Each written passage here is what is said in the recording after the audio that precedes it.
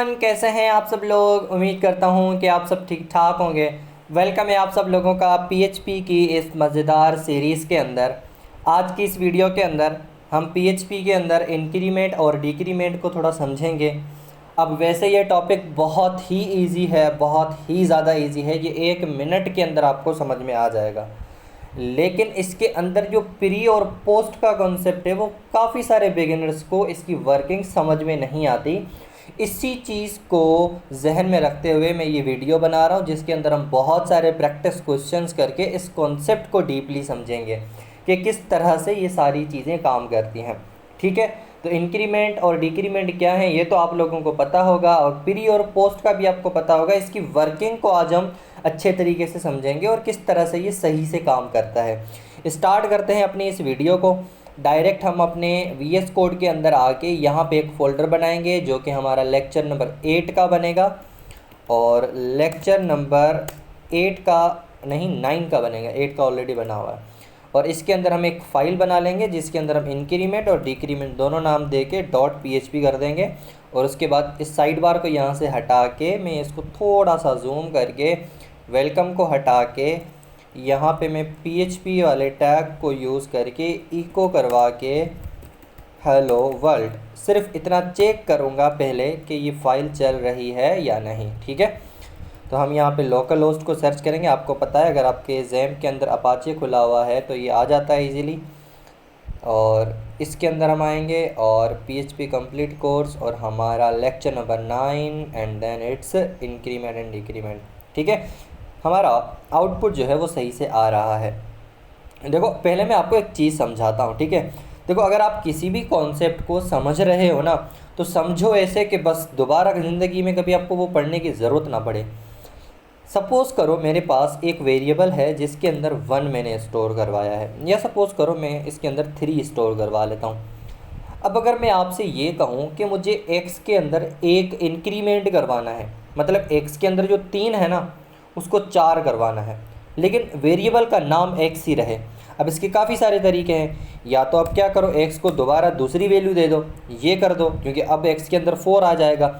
या फिर कुछ ऐसे कर सकते हो, x प्लस इक्वल टू 1 कर दोगे। x के अंदर 3 ऑलरेडी है, 1 दूसरा ऐड हो जाएगा, इससे भी 3 हो जाएगा। ये आपको पता है ना, ऐसे मतलब 4 हो जाएगा, ये आपको पता होगा। अब देखें ना, आपके पास यहाँ पे क्या मिलेगा, आपको 4 मिलेगा। पहले क्या था, 3 था, और आपने एक डायरेक्टली असाइन करके उसके अंदर स्टोर करवा लिया। अब ये 3 ऑलरेडी था और ये 1 दूसरा ऐड हो चुका है। देखो ये ऑपरेटर्स असाइनमेंट ऑपरेटर्स है, इसका आपको पता होगा, तो यहाँ पे 4 हो जाएगा। ऐसा ही हो रहा है। दूसरा आप जो कर सकते हो, इसके अलावा ये भी कर सकते हो कि आप क्या करो, x, ये जो x है इसके साथ 1 ऐड करवा के फिर इसका जो भी रिज़ल्ट बने उसको रीसाइन कर दो x को, कि भाई ये 3 और 1 हो जाएगा 4, 4 इसके अंदर आ जाएगा। अगेन आपको यहाँ पे भी क्या मिलेगा, यहाँ पे भी आपको 4 ही मिलेगा। ऐसा ही है। अब ये सारे काम ना करते हुए आप जो 1 1 आप इस तरह से ऐड करवा रहे हो, आप एक और तरीका है जो कि बहुत ही ईजी है, अच्छे तरीके से कर सकते हो। x प्लस प्लस करवा के, क्या करवा के, x प्लस प्लस करवा के, तो यहाँ पे क्या होगा, 3 ऑलरेडी है, ये जो प्लस प्लस का ऑपरेटर है ये आपका इंक्रीमेंट है।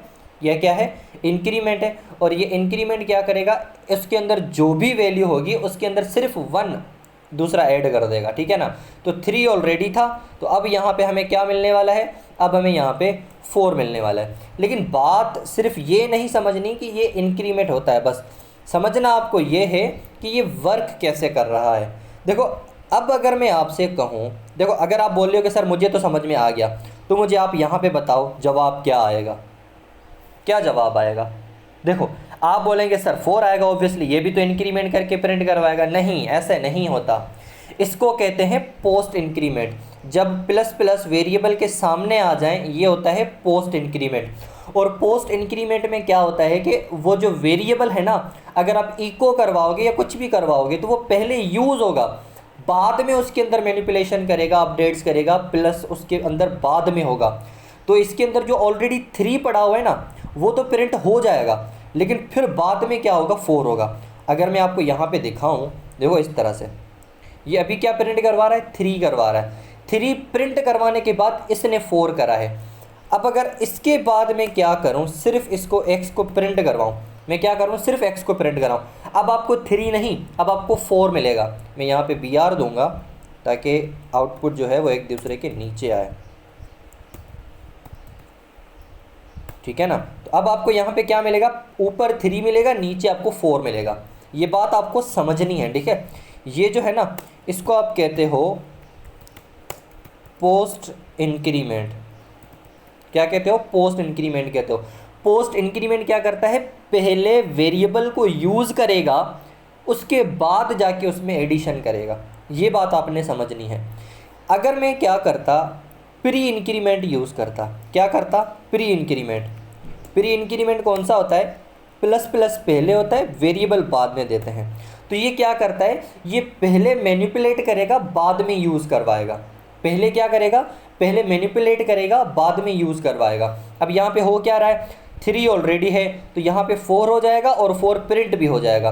तो यहाँ पे भी 4 मिलेगा और यहाँ पे भी 4 मिलेगा। अगर आप यहाँ पे देखो, अगर इसको मैं रिफ्रेश करवाऊँ तो आपको ऊपर भी 4 मिल रहा है, यहाँ पे भी 4 मिल रहा है। ये बात आपको समझ में आई। अब मैं आपसे यहाँ पे दोबारा पूछता हूँ, आप मुझे ये बताएं कि प्लस प्लस प्लस प्लस, और अगर मैं क्या करूं, इसको इको करवा लूं, क्या करवा लूं, इसको इको करवा लूं। अब मुझे बताइएगा क्या मिलेगा आपको। देखो यहाँ पे 3 था, तो ये इसको 4 कर देगा और यहाँ पे 5 कर देगा, तो यहाँ पे आपको क्या मिलेगा, 5 मिलेगा, और यहाँ पे भी आपको 5 मिलेगा। ऐसा ही है, ऐसा ही है, 5 मिलेगा। अब मुझे बताइएगा यहाँ पे आपको क्या मिलेगा। देखो 4 यहाँ पे होगा, 5 यहाँ पे होगा, लेकिन यहाँ पे खाली एक्स प्रिंट नहीं हो रहा, यहाँ पे प्री इंक्रीमेंट है। ये क्या है, ये है प्री इंक्रीमेंट। और इसमें क्या होता है, पहले एडिशन हो जाती है। तो मतलब वो जो 5 था, 5 के साथ 1 ऐड हो जाएगा, फिर जो 6 होगा ना वो प्रिंट हो जाएगा। तो अब यहाँ पे आपको क्या मिलने वाला है, अब यहाँ पे आपको मिलने वाला है 6। क्या मिलने वाला है, 6 मिलने वाला है। और नीचे भी क्या मिलेगा, 6, क्योंकि वेरिएबल तो अपडेट हो गया ना, तो यहाँ पे भी 6 और अपडेट हुआ हुआ वेरिएबल यहाँ पे भी प्रिंट होगा। बात समझ में कुछ आ रही है, ठीक है ना। तो अगर मैं इसको इस तरह से करवाता, अच्छा मैं इसको ना दोबारा वो कर लेता हूँ, वरना आप जब ये पढ़ोगे ना तो आपको कंफ्यूज लगेगा। अब मुझे बताइए ये क्या करेगा, ये क्या करेगा। अब ये पोस्ट इंक्रीमेंट है, ये क्या है, पोस्ट इंक्रीमेंट। ये पहले प्रिंट करवाएगा, बाद में ऐड करेगा। तो इसने क्या करा, यहाँ तक 5 हुआ था ना, तो यहाँ पे 5 प्रिंट होगा, उसके बाद 6 होगा। तो मतलब ये है कि ऊपर क्या होगा, ऊपर 5 प्रिंट होगा, and this will be post increment. ये क्या होगा, ये पोस्ट इंक्रीमेंट होगा, और यहाँ पे 5 प्रिंट होगा, और यहाँ पे बाद में हो जाएगा 6, क्योंकि इसने 5 प्रिंट करवाया, फिर इंक्रीमेंट करवाया होगा 6, और यहाँ पे वो 6 मिल जाएगा। अगर आप देखोगे और इसको आप प्रिंट करवाओगे तो देखो ऊपर आपको 5 मिल रहा है और यहाँ पे 6 मिल रहा है। आई होप कि आपको ये जो पोस्ट इंक्रीमेंट और प्री इंक्रीमेंट वाला कॉन्सेप्ट ये अच्छे से समझ में आया होगा। अब मैं आपसे पूछता हूँ क्वेश्चंस, और इससे आपके मज़ीद कॉन्सेप्ट क्लियर होंगे ये पोस्ट और प्री के। अगर x के अंदर क्या है, 3 है, अगर x के अंदर 3 है तो यहाँ पे मुझे आप बताइएगा कि x प्लस प्लस और फिर प्लस, फिर प्लस प्लस, फिर ये रेडिकल x। ये बहुत ही कॉमन है, ये मुझे बहुत फंसाता था पहले। अब मुझे बताएं सोच समझ के कि इसका आउटपुट क्या आएगा।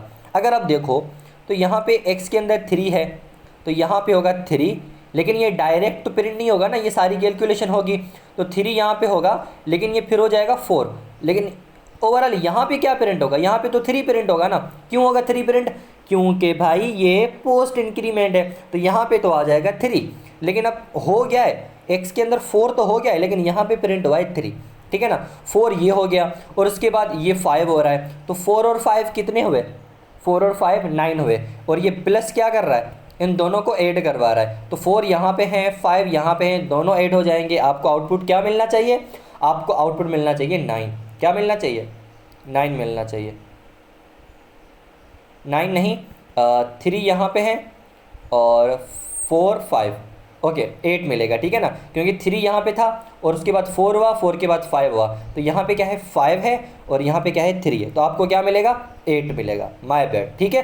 क्या मिल रहा है आपको यहाँ पे, 8 मिल रहा है। इसको हम थोड़ा और देखते हैं।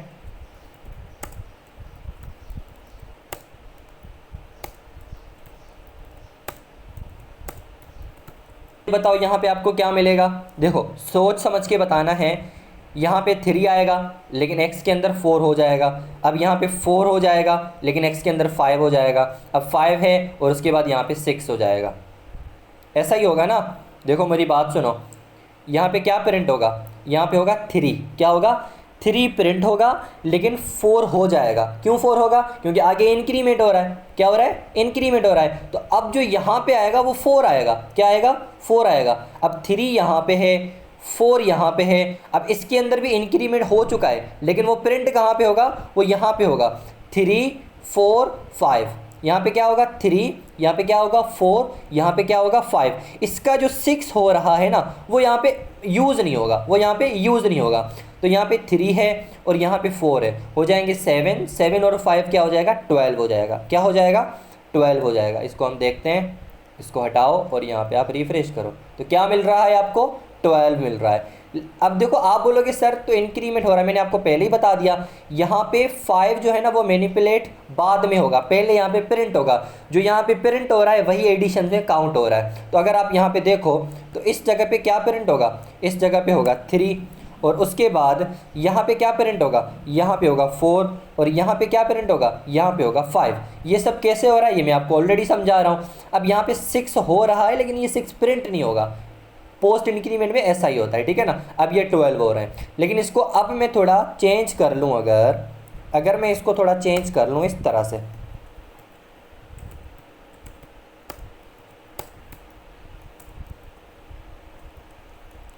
ठीक है ना, तो इसका आउटपुट क्या आएगा। देखो 3 ऑलरेडी है, यहाँ पे होगा 4, ठीक है ना, और यहाँ पे हो जाएगा 5, ठीक है ना। क्या हो जाएगा, 4 और 5 क्या हो जाएगा, 9 हो जाएगा। अब आपको क्या मिलेगा, 9 मिलेगा, ठीक है। ऐसा ही है। और अगर मैं इसको क्या करता, पोस्ट इंक्रीमेंट कर लेता तो अब ये क्या होता, यहाँ पे 4 हो रहा है और यहाँ पे हो जाएगा, यहाँ पे भी 4 होगा, यहाँ पे 4 हो रहा है, ठीक है। और यहाँ पे भी क्या होगा, क्योंकि 4 पहले प्रिंट होगा ना, 5 तो बाद में होगा, ठीक है। तो 4 और 4 आपको 8 मिलने वाले हैं। क्या मिलने वाले हैं, 8 मिलने वाले हैं। क्लियर है, बात समझ में आई। अगर आपको ये कंफ्यूज कर रहा है तो इसका रीज़न ये है कि आपको अच्छे से प्रैक्टिस करनी होगी इसकी। अब मैं चलता हूँ डिक्रीमेंट की तरफ। किसकी तरफ, डिक्रीमेंट की तरफ। चलो जी आगे चलते हैं। यहाँ पे हमारे पास x के अंदर क्या है, 5 है। अब अगर मैं क्या करूँ, इसके अंदर एक वैल्यू मुझे कम करनी है। अगेन मैं यहाँ पे क्या करूँगा, x माइनस माइनस, ये कौन सा होगा, पोस्ट डिक्रीमेंट। ये क्या होगा, पोस्ट डिक्रीमेंट होगा। इसको मैं कमेंट आउट कर लेता हूँ ऐसे, ये पोस्ट डिक्रीमेंट है, ठीक है ना। तो इसमें क्या हो रहा होगा, पहले यहाँ पे 5 आएगा, उसके बाद यहाँ पे माइनस होगा और ये 4 हो जाएगा। 4 हो जाने के बाद हम इसको प्रिंट करवाएंगे। क्या करवाएंगे, प्रिंट करवाएंगे। ऐसा ही होगा। अब आपको यहाँ पे क्या मिलना चाहिए, आपको 4 मिलना चाहिए। ये क्या कह रहा है, ये जो भी कह रहा है, ये जो भी कह रहा है, इक्वल दे दो। क्या दे दो, इज इक्वल टू दे दो, ठीक है ना। ये एरर माइनस है, 4 यहाँ पे मिल रहा है, ओके जी। अच्छा उसके बाद अगर मैं यहाँ पे न करवाता और इसको डायरेक्ट इको के सामने करवाता तो वही सेम चीज़ कि भाई यहाँ पे पहले 5 प्रिंट हो जाता, उसके बाद ये 4 होता, तो आपको प्रिंट क्या मिलेगा, आपको प्रिंट मिलेगा 5। लेकिन अगर आप इसको मैनिपुलेट होने के बाद अगर इको करवाओगे सिर्फ x को, तो अब आपको क्या मिलने वाला है, अब आपको 4 मिलने वाला है। सेम लॉजिक है, इसको मैंने BR नहीं करवाया लेकिन ये 4 ही है, ठीक है। अच्छा उसके बाद सेम रीज़न है, सेम वर्किंग है। अगर मैं क्या करवाता, ऐसे प्री डिक्रीमेंट करवाता तो इसमें क्या होता, अब आपको क्या मिलने वाला है, अब आपको 4 मिलने वाला है। क्या मिलने वाला है, 4 मिलने वाला है। देखो ना, पहले ये डिक्रीमेंट हो जाएगा, उसके बाद प्रिंट होगा। सेम ऊपर वाला लॉजिक है, बस वो इंक्रीमेंट हो रहा था, ये डिक्रीमेंट हो रहा था। तो इसलिए मैं इसको ज़्यादा मत्था नहीं मारूंगा, ठीक है ना। अगर मैं क्या करूँ, इसके सामने इस तरह से x minus minus plus x plus plus. अब मुझे थोड़ा सोच समझ के बताइएगा। देखो यहाँ पे क्या होगा, यहाँ पे 5 प्रिंट होगा क्योंकि ये पोस्ट डिक्रीमेंट है। तो पहले तो 5 प्रिंट होगा लेकिन बाद में x की वैल्यू 4 हो जाएगी और यहाँ पे आएगा 4 और यहाँ पे प्रिंट भी 4 होगा क्योंकि ये भी पोस्ट इंक्रीमेंट है। तो इसकी मैनिपुलेशन 5 बाद में होगी। तो यहाँ पे रहेगा क्या, यहाँ पे रहेगा 5 और यहाँ पे रहेगा 4। 5 और 4 कितने हो गए, 9 हो गए। तो आपको क्या मिलना चाहिए, 9 मिलना चाहिए।